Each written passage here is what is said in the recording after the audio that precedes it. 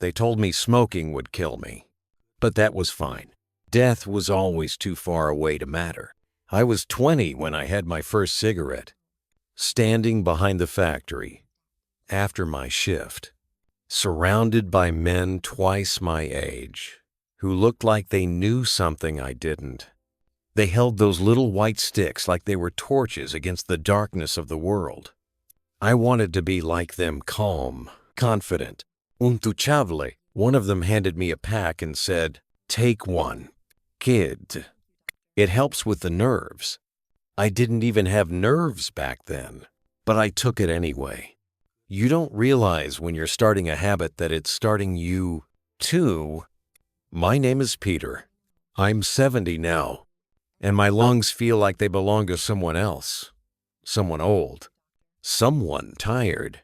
Someone who used up all his air long before it ran out. They call it stage 4.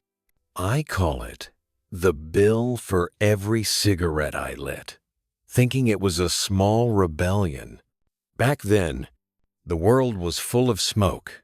Bars, buses, kitchens, even doctors' offices. Everyone was puffing like chimneys and laughing about it. There was no shame in it. No warning that felt real. It was social. It was masculine. It was what you did to take a break from the noise of life. I told myself that lighting a cigarette was lighting a moment of peace. Now every breath feels like dragging glass through a straw. I remember when my wife, Claire, used to wrinkle her nose every time I came in from the porch. She'd say, "Peter, it's in your clothes, in your hair, in the curtains." I'd shrug and tell her she was overreacting. "It's just smoke." I'd say, "But smoke never stays where you put it. It finds its way into everything, your walls, your food, your children's lungs." My daughter had asthma growing up. I used to sit by her bed at night, listening to her wheeze, telling myself it was just a cold. I never smoked near her. Of course, not directly. I told myself I was being responsible, but secondhand smoke doesn't care about intentions. It seeps through doors and decades. When the coughing started, I told myself it was nothing, just age. Everyone coughs when they're old. When it turned to wheezing, I switched to light cigarettes, as if the word light could change the weight of my choices. I tried quitting once, maybe twice. The first time lasted 3 days. The second, 3 weeks. I always found an excuse. Stress at work, the rain, the anniversary of my brother's death. Cigarettes were always there. A friend I didn't have to talk to. A hand I didn't have to hold. The hardest thing about addiction isn't the chemical, it's the comfort. You build rituals around it: the morning smoke, the after-dinner smoke, the one before bed. It becomes punctuation in your life. And quitting feels like forgetting how to speak. The diagnosis came on a Tuesday. I remember because I had a dentist appointment that morning, and I almost skipped the doctor's visit altogether. I thought it was just another checkup. The nurse was kind, too kind. The way people get when they're about to break something fragile. She said the X-ray showed something concerning. That's the word they use, concerning, like they're talking about the weather, not your lungs turning to paper. I didn't feel scared. Not at first. I felt annoyed. I wanted to smoke. That's the cruelty of it. You get bad news about your lungs, and the first thing your brain does is crave the poison that caused it. When I told Claire, she went quiet. Not surprised. Not angry. Just quiet. That's worse. You know, anger means someone still believes in a version of you that can do better. Silence means they've accepted what's coming. I promised her I'd quit. I meant it. I really did. I threw out the packs, washed the ashtrays, opened all the windows. The air smelled strange, without smoke, like a house wearing someone else's clothes. But the damage was done. The cancer was already writing its story inside me. The treatments were supposed to help. They made me sick instead. The hair fell. The weight dropped. The breath shortened. Every breath became a reminder of what I'd traded for a habit that started as a joke. I used to sit by the window in the hospital, watching the people outside light up. I could smell it even from there. It made me angry at them, and then at myself. I wanted to tell them to stop, to throw the pack away, to run while they still could. But I knew it wouldn't matter. You can't scare someone into wisdom. They have to lose something first. That's the cruel math of regret. It only counts when it's too late to spend.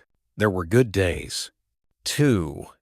Mornings when Claire would sneak in, my favorite coffee. Her hands trembling as she held the cup to my lips. She never said "I told you so." She never said much at all. She just looked at me, like she was memorizing my face for when the room went quiet. I asked her once why she stayed with me through it all. She said, "Because you're still you, even when you can't breathe." That hurt more than the treatments. Love is mercy, and mercy always cuts deeper than blame. Sometimes, in the middle of the night, I dream that I'm running again. Not far, just down the street, the way I used to as a kid. I can feel the wind in my chest, the easy rhythm of lungs that still work. Then I wake up, and it's all gone. The air, the lightness, the illusion of youth.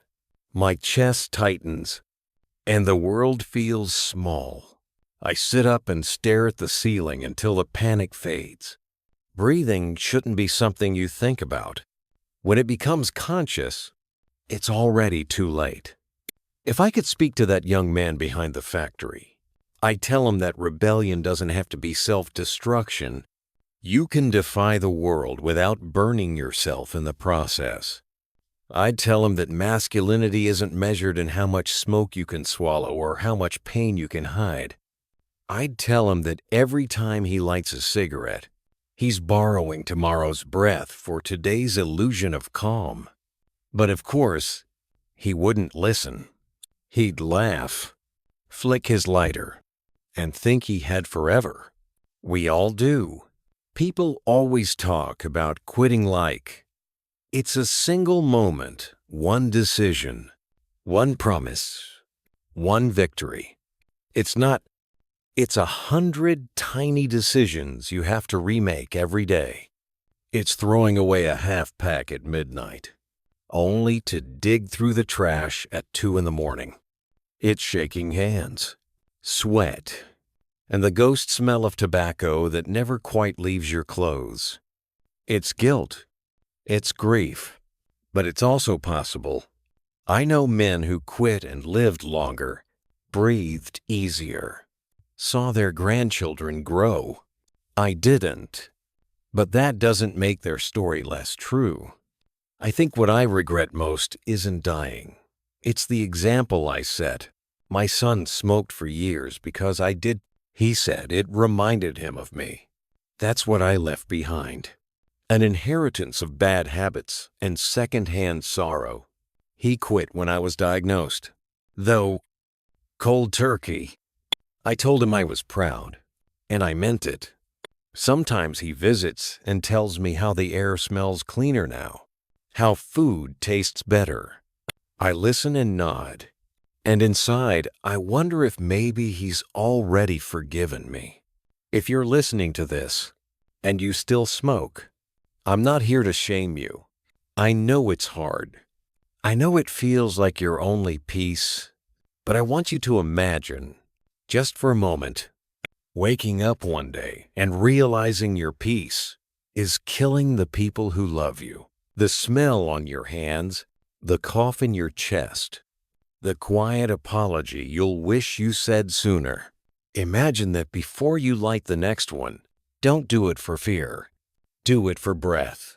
Do it because one day you'll want to tell your story, and you'll need enough air left to speak. I used to think smoking gave me control, that it made me calm, made me myself. But the truth is, it owned me. Every drag was a signature on a contract I didn't read. And now, as the air leaves slower each day, I realize that freedom doesn't taste like smoke. It tastes like a deep breath, clean and ordinary. You don't appreciate ordinary until it's gone. So this is my confession. Me apology. My warning. Cigarettes don't take your life all at once. They take it in moments, the mornings you wake up, coughing, the birthdays you miss because you're too tired, the laughter that turns into wheezing halfway through.